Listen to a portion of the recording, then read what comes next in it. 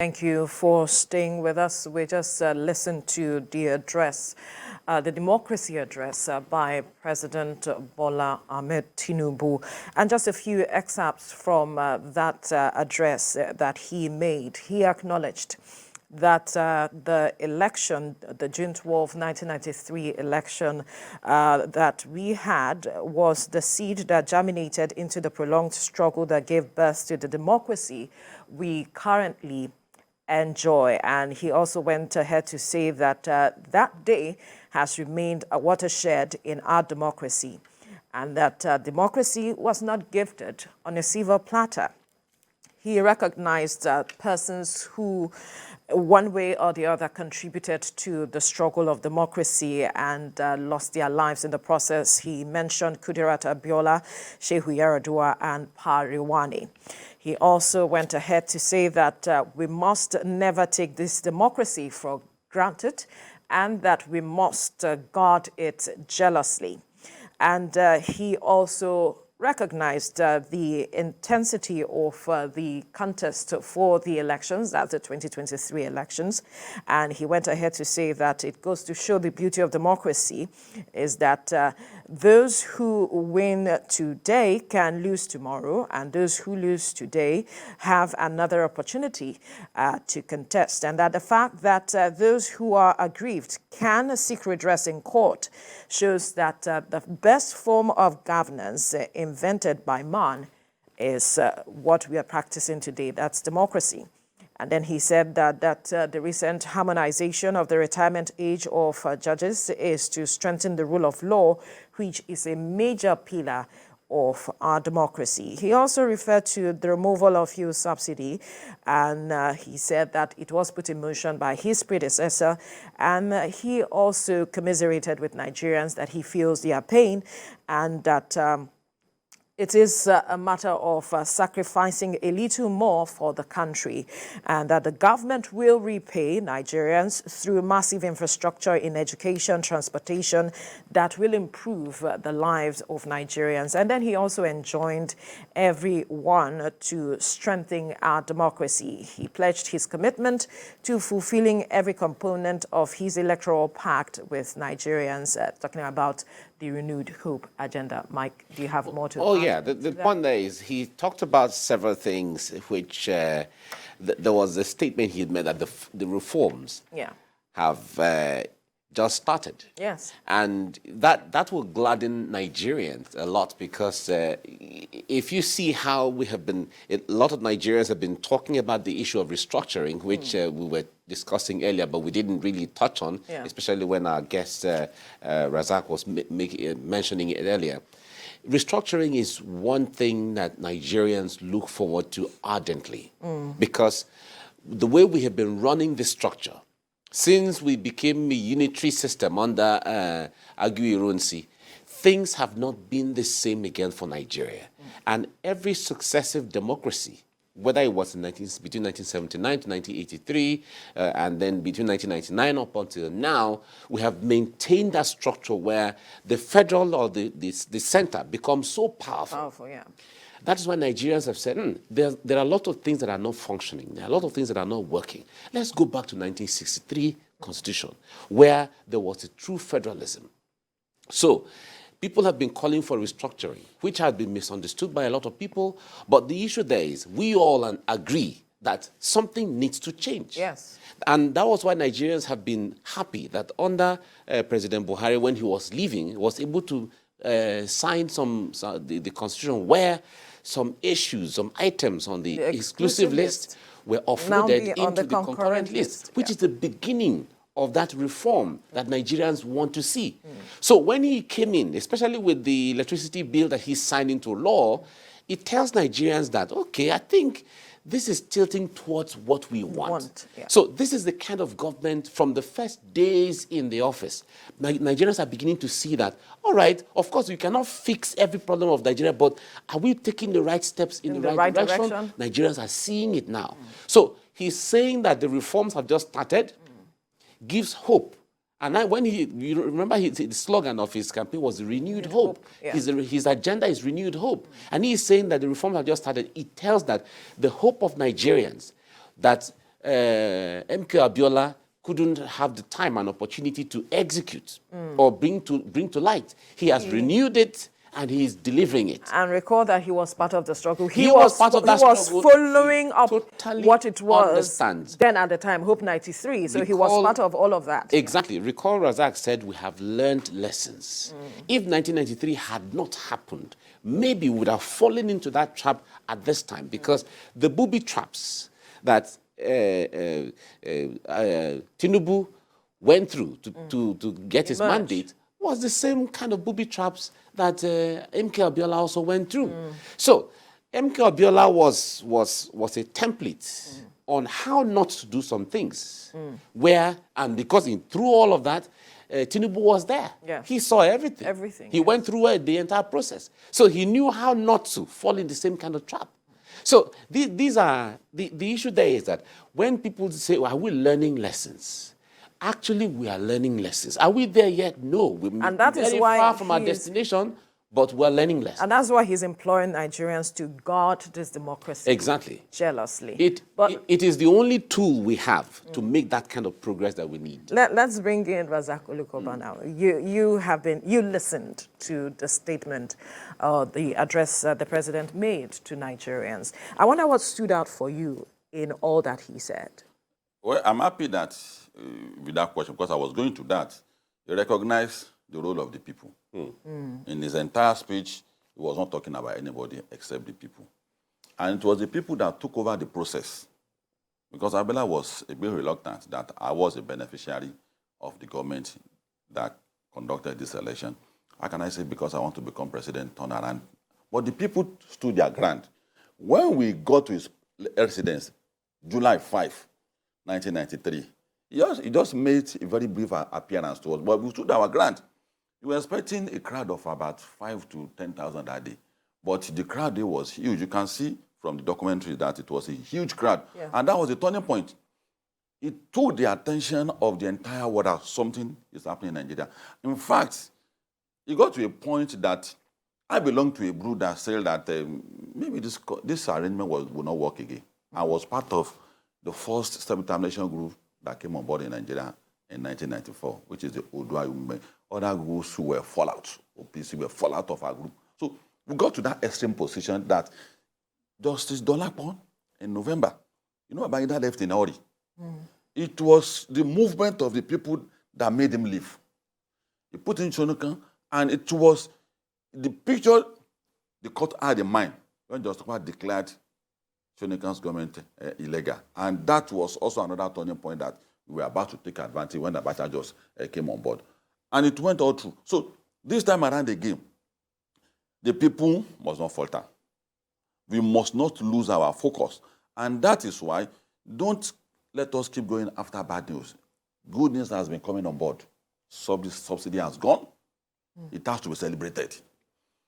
Another fundamental and radical departure from the structure you spoke about. A template has been set. The state now has the right to generate power. Private sector has the right to generate power. That's the backbone of the economy. We are not talking about that. Emefiele has been arrested. Please, let's just put him aside. The consequence for people who do it again is the reason why he was arrested. Fine. But we have to encourage him. This is not a time where musicians will start waxing record for Tinubu again. Omolodo Day must stop. What we need to do is what we are discussing here. What's the next thing? Is it state police? Is it resource control or something? He spoke to the people, and that gives you an inkling that this is someone who is politically clear-headed. A lot of people who were scared of the reform that he's talking about, we have to educate them. Anybody that says, any academia, any ideologue, any political scientist says that devolution of power in the light of what Buhari has done and what Tinubu is following that path is going to be against a particular section of the country or against the people. It's not politically clear-headed, and in fact, it's against the people. So we have to rally around Ashwaju. We have to build a barricade around him not to fail, because we are in mind that one crime has taken an international dimension. That country is in trouble. Subsidy has taken an international dimension. A lot of nemesis in this country that is keeping us down has taken an international dimension. Our money is scattered all over the world. You think those people who want you to be organized and request back for your money? So there's no institution that can make Tinubu succeed than the people, and it's coming back to the people now. The people took him there. Were he not for the people, he would not become the president. The catch crunch. Forget about money. I don't want my vote for this man. There's no fail. I'll try to default him. I'll vote for this man. And I'm happy today he got the message that it is about the people. It was about the people. For 30 years, the flame of June 12 kept burning. Kept burning. He mentioned some names. But there are some names in my head that if I start reading them out, a friend of mine 2 years ago died in a rented house. He died of depression. He was part of the struggle when his father sold his house in 1996. We used the money, he sold his father's house, and we used that money to pray lifted of Abacha must go. He died in a rented house. Richard Ogunderu, who took part in the plane exercise of and spent 9 years and 11 months, is in depression now. Thank God Lagos State government has taken over his bill. Richard has a problem now. Medical issues. So, and when Richard was released in Nigeria Republic, after 9 years and 11 months, American government wanted to take over. He said no. He met President Obasanjo 3 times. He said no, I don't want anything from you until Nigeria gets better. But Richard is almost in an asylum now, in the psychiatric house now. Sorry. So, but wherever Richard is, and the grave of many of my friends who have died in the struggle, wherever they are, and they see what Tinubu has done today, I think they will see that okay, my life that has been lost actually is not a waste. For all who also spent some years in schools, extra in school, today, I am happy to say that those sacrifices were not in vain. And I also know that for many people who are also at home watching him today, who came back to the people that this is your struggle, you have to take over it. If you want me to succeed, don't fold arm. You said during June 12 that it is better to die fighting on your feet than to live on your knees. You said, we told him. That was what he said this morning. That was the clear message he told the people. And now, there's no point for you to die again. I am here. We are going to do the needful. We are going to take this country. And don't let us listen to any country that say they have their own challenges. I've just told you about America. America for civil after 85 years, which means that we didn't understand each other for a long time. But in Nigeria, we've been guided since after the Civil War. We've been guided since after the 93 experience. All right. And we keep guiding ourselves. Yes, as it is, when you're reeling out all of those things that a lot of people have done, some people have died, some people have made a lot of sacrifices to keep this country going. Now, the new generation, Gen Zs, who, might have their own kind of agitation, may not understand the kind of sacrifices that has gone into the blood that was shed, the tears, everything that has gone into keeping Nigeria up the way it is. How do you see the evolution of Nigerians from your generation, what you did, even as someone who was in the trenches, and all of your colleagues and friends and others we can't even mention here, comparing them with the crop of young people now, with the energy that they have, with their own language of agitation, as the case may be? How would you look at it? I'm happy that you pointed out this. There's a growing ideology of violence all over the world, but it's been tamed. Countries over the world are taming it. It's only Nigeria that is left untamed. And that was what led to what people thought it was a struggle, the NSAS struggle. There's a security code in every country of the world. Once it is activated, we kept actually educating them that once that security code is activated, there's no human right again. No. We tried to take Obasanjo to ICC, but our papers were thrown at our face. That the moment you kill a truckload of soldiers, and that security code is activated, your human right is suspended. And that's why today, Obasanjo, there was a night during this crisis that a member of our organization, 92 members were killed under Obasanjo's watch. We took him to court, but they said, do you know that this organization were accused of killing some police officers? And that moment, so these are part of the things that we need to make the younger generation to understand that if you want to wage struggle, you must learn how to struggle. But I am responsible. Veronica, you are responsible. Mike, all the viewers at home who were adults, including the government, are responsible for this. We did not create a template for mentorship. It is only That's why Tinubu, I'm happy that maybe a divine intervention just brought Ashwaju. We have to learn a lot of things from Lagos. It was only Lagos that is trying to include certain things in their curriculum. And the National Technical for Education at the federal level were rejecting it, that if you create a curriculum for your own state, this marking scheme will not be from Lagos. So, WAEC, WASC, SSA. There's a national marking scheme, and that thing you are talking about is not in the curriculum. Some of these histories, some of this mentorship, some of the political education, the history of June 12 is not in our history. Even in economics, Otariba, that you read in school, that is professor of Cocoa, it's still not there. Lambert, physics, those things are still missing. So we did not update it. Lagos has demonstrated, and one of us has demonstrated, but it didn't. So, and we kept saying that if you don't talk to the public to understand certain things, we are a capitalist economy, neoliberal economy. There are things that people don't get right. The younger people are so far away from what is Nigeria. They don't know what Nigeria is. They don't understand what nation they are. This concept of devolution of power, the concept of what we talk, they don't know what they don't seem to understand it. And that is one of the challenges that we are going to pose for the coming government now, that there must be public education. There must be public engagement.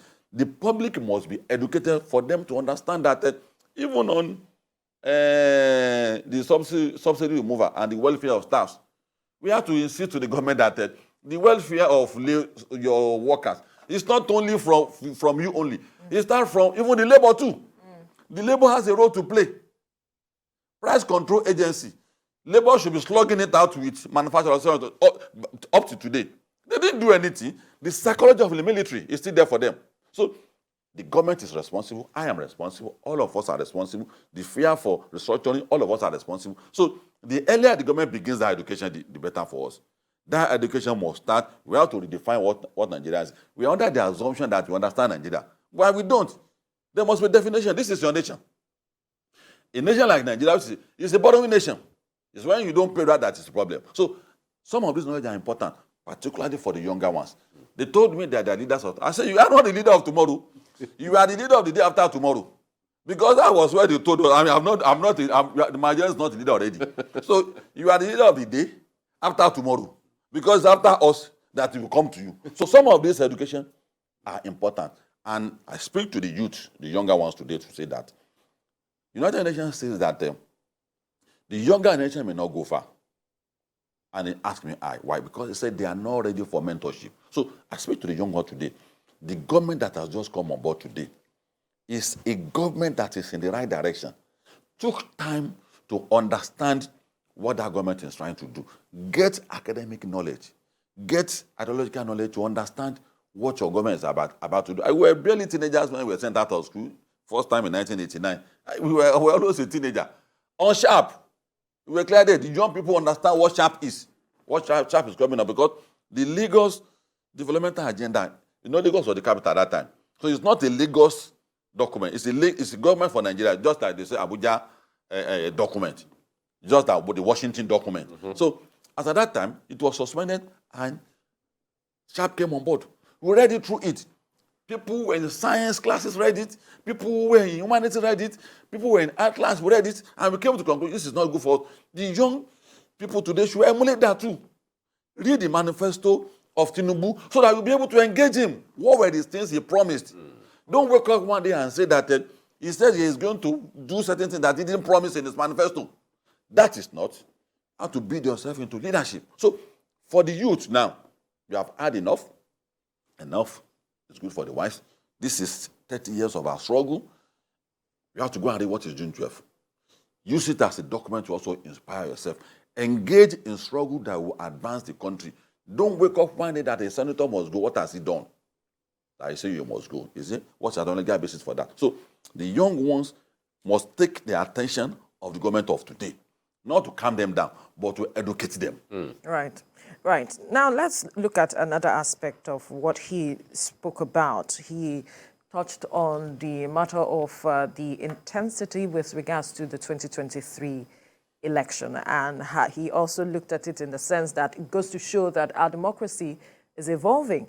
And he also went ahead to say that those who are not happy with their loss have gone to the courts to see redress in courts, a way of also showing that democracy is one of the best form of governance put together by man. I wonder what you make of he also pointing to that or speaking to that aspect in his speech. What does it go to show for you?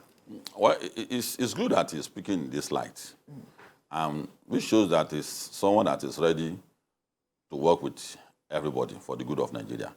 And we have to tap into that. The political parties and INEC all the parties did a very good work. 100 million Nigerians, over 100 million registered for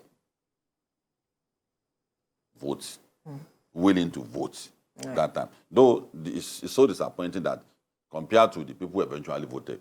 But that's a level of development. That's a level of advancement. The greatest task that is ahead of us now is that INEC and Nigerians should prepare the mind of the political class for losing an election.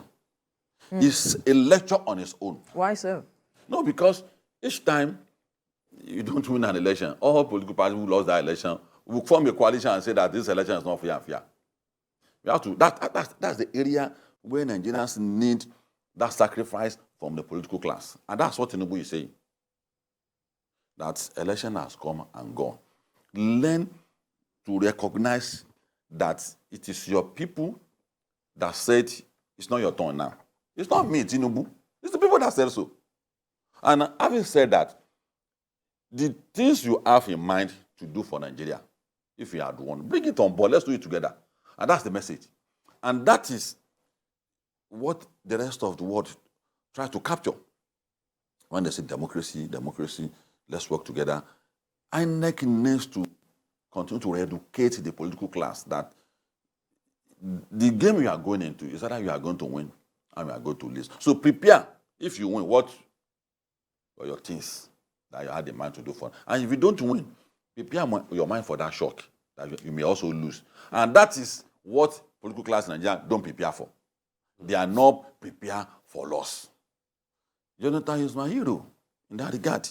He lost an election. And since that date now, I have not seen anything coming from him as a sabotage. I will have said go on, but go on is a military man. In any case, it's not supposed to be head of state. He took the decision by few men and took power against the wish of the people. So he will have been the first person I will mention. But for democracy, Jonathan is my man. And that is why we have to use him as a model in that regard. That what was running in his mind when he took a decision that I know I've lost this election, let it go. And he's been supporting. So we have to take advantage of the body language of the president now. We have had the president in this country who doesn't want to see opposition. You are the president, you are still talking about do or die affair. So that's not the spirit on ground. Now, the spirit on ground now requires that 250 million Nigerians must speak with one voice. We must be looking in the direction where the rest of the world are looking.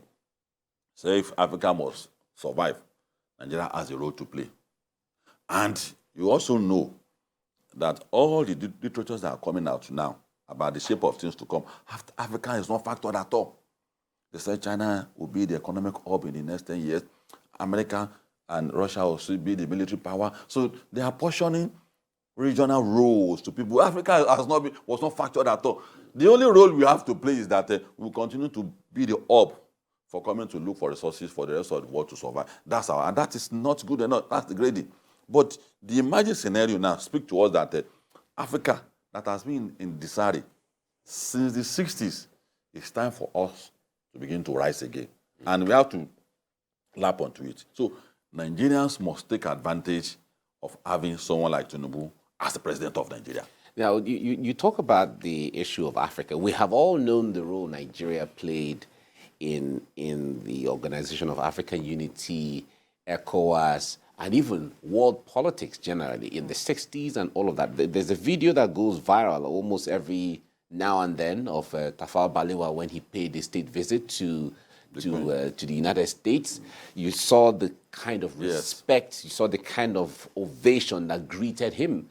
It is not like that again in the Nigeria of today. Now, every election that we go through, we don't often talk about foreign policy. What's the foreign policy of Nigeria? What is the agenda of the president for Nigeria foreign policy, the national, international interest, and so on?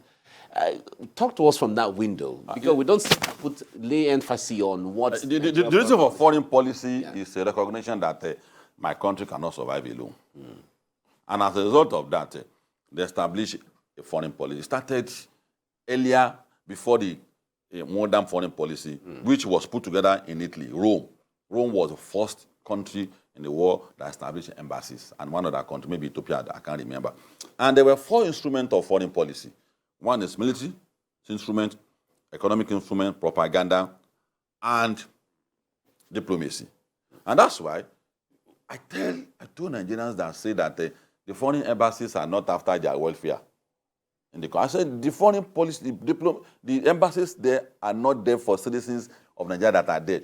They are there to look for the economic interest of Nigeria at home and the government. So your own is secondary. So anywhere you are going to, don't be under the illusion. International relations. The illusion that your embassies are there for you. They are there for the survival of Nigeria. But Nigeria is not playing the game very well. When Buhari was there, he did a lot of things that people do not understand the advantage for us. The only thing is that we did not try to translate it into favor for us. When we built the train transportation from Nigeria to countries outside Nigeria, is to establish an economic link for Nigeria. It's not a waste. The coastal road, which was started by Fashola under Jonathan, from here to Cotonou, is not a waste. It's part of the issue. So that people in that axis can encourage, come and do trade in Lagos. And they go back. And that from Lagos, Benin Republic, Togo, Ghana, the currency that flows between that axis and Lagos on daily basis is millions of naira. So, and that is why Nigeria is so strategic. So, for this administration, we have to take advantage of it. Foreign policy is not charity. You must look for what we are going to gain from it. America became the strongest country in the world, not by military might alone, but by the design of how they implement their foreign policy.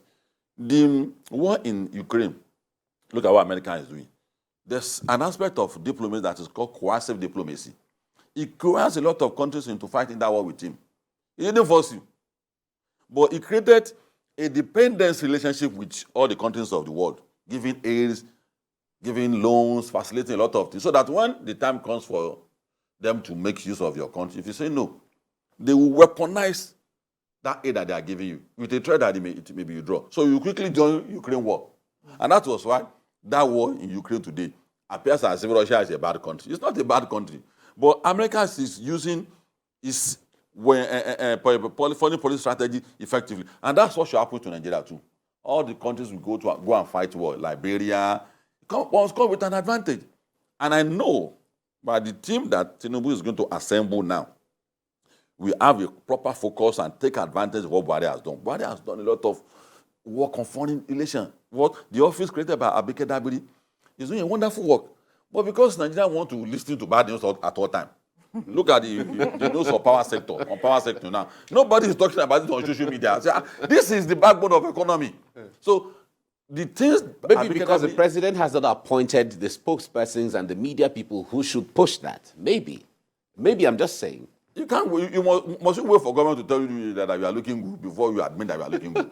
Well, we are looking good already. It's a policy of government. We are looking good already. Nigerians would expect, okay, well, the papers have announced, the media stations have announced, and all of that. But when it comes to breaking it down for Nigerians to understand the importance of that policy and where it stands as a formula for something better to come, of course, it's the government that's going to push that. So the foreign policy strategy of this government, which has been established by Buhari, must be sustained. All the good things that we've been doing in Africa, we have to take advantage of it. And that was why they gave that kind of respect to our former head of state.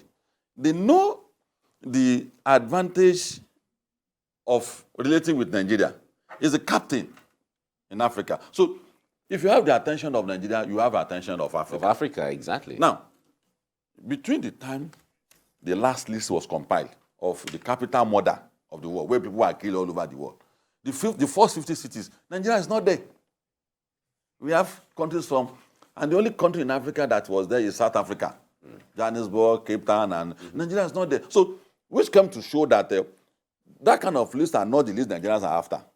It's the list that Shekau is back again. The government is not, they didn't kill Shekau. And I said that don't have addiction for going after bad news again. Something good has happened to us with his emergence as the president. And that good must be sustained. And the government has a capacity of missing road. They have that capacity. They may take the wrong decision again if you say that's not the road. And that's why we must look at the June 12 struggle. Got to the point because of the people's movement. So if you keep misleading the government that you are still not doing well, they will leave the track that they are towing already and jump into the jungle based on your recommendation. So the people has a role to play on this. The foreign policy must be sharper than it because I take advantage of it. 30 years of June 12 is a good thing to us. We have another guest. Continue to join be a guide us. to us. Okay. All right, we have another guest joining us via Zoom. Baba Yusuf, good morning. Happy Democracy Day. Thank you for joining us. Thank you, Veronica. Happy Democracy Day, Nigerians. Good right. morning. Now, let's quickly get your perspective of the president's address, democracy address to Nigerians. Well, yet again, I have nothing to say but to say kudos to Mr. President. Very good speech, a slight departure from the former president in terms of the bullet points with regards to celebration of such an auspicious day. President Bola Ahmed Tinubu tried to relive that critical moment in the history of Nigeria when democracy was truncated with the aborted June 12. The most free, fair, and credible election as celebrated across the world was truncated, sadly. The president used this moment to remind us of that auspicious moment and how that, triggered the domino effect subsequently years later to what we have today as democracy. The sacrifice that Chimkemkio Abiola and his family members and people like President Bola Ahmed Tinubu actually, they made to ensure that democracy is restored in Nigeria. And also not just reliving it, but using that moment to remind us of the importance of unity in Nigeria, of importance of maintaining democracy. He talked about those that won and those that lost, and the importance of also recognizing that and respecting that in the interest of Nigeria. And using that moment also to appeal to Nigerians to, in a way, to recognize the importance of, yet again, another time to make a critical sacrifice. Talking about the oil subsidy, which was the first critical policy statement he made during his inauguration. And not just saying it, like I told people, using that strategy of sensing and influencing to appeal to our consciences, to appeal to us, to say we need to make this sacrifice yet again. It's not just a punitive measure, it's not a knee-jerk activity, but it's a reality we have to face for our children yet unborn, for a better Nigeria. So the nuggets, takeouts of this Democracy Day speech today is refreshing to me, it's exciting, different from what we used to hear before, because it gives us something to look forward to, especially at a time. Also, Bola Ahmed Tinubu, Mr. President, is saying it about 10 or more days after he was sworn in, which is very important for him as an individual, very important for us as Nigerians. So it's a very good speech. I'm happy with the messages I got from our president this morning. All right, Baba, let me stay with you on this. The point there is, we often ask the question whether we have learned our lessons from the mistakes in the past and all of that. Someone sometimes said that every administration is experimental in nature because no government has the magic wand that comes into government and is going to solve all of the problems as the case may be. But if you see how we have evolved over the time, comparing and looking at all of the various administrations since 1999 up until now, how is the evolution? Are we learning lessons and are we building the blocks of democracy the right way? Thank you, Mike. To be honest, my answer is a very big yes, because while we beat ourselves with regards to how things are panning out, I think we tend to forget that we are 23 years, return to the Fourth Republic after so much interruption of the military, truncating democracies. We also tend to be very quick, which is typical of us, to be doing peer review in a very wrong way. Rather than comparing apples to apples, you see us comparing our democracy with over 200 years democracy, especially the United States of America and the likes of the United Kingdom and that, which is very good to look up to that. But I want to, console us today and we should also give ourselves a pat on the back. I believe that the trajectory of the political evolution of Nigeria is good. If we look back, there are rooms for improvement, yes, with regards to our electoral processes, with regards to our governance framework, leadership style and all that outcomes. And I dare say we have, on the negative side, some processes of moving 2 steps backwards, 1 step, 2 steps forward, 1 step backward. But that is part of evolution. The pains, the mistakes we should learn to learn from our mistakes. We should learn to recognize that failure is part of success. In fact, failure is a critical success factor to success, especially in a diverse country like Nigeria, where we have a lot of variables, that one needs to harmonize, to be able to make impact. And I use this opportunity to say this while we are looking at, the rear view mirror and looking ahead with regards to our democracy. Leadership is not a function, like I always say, of those top-line leaders alone.